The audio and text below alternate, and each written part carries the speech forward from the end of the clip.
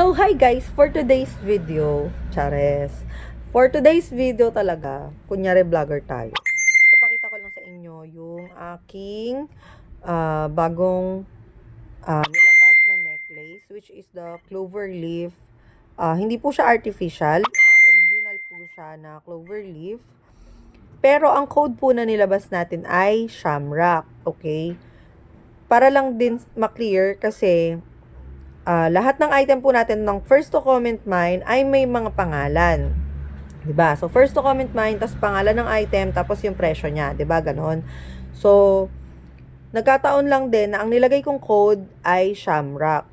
Pero magkaiba po talaga yung meaning ng shamrock at ng clover leaf. Baka kasi malito kayo. Lalo na dun sa mga nakakaalam kung anong klaseng dahon yon. Sa iba na hindi naman alam yon, parang deadma lang naman kayo. Sure naman ako na ganun yon. Pero kasi, para dun sa mga nakakaalam or sa mga gustong magka-idea, ang shamrock po kasi is 3 lang ang dahon. Ang clover leaf ay apat, no? Tapos, alin ba ang kinoconsider na mas lucky? Yung shamrock ba or yung clover leaf? Parehas lang naman pala sila eh. So, isang uri po kasi ng clover leaf ang shamrock. Pero, 3 lang yung dahon niya, 'di ba?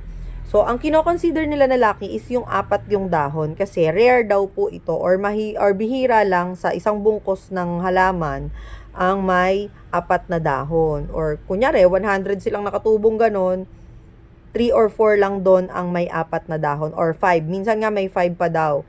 Ganyan.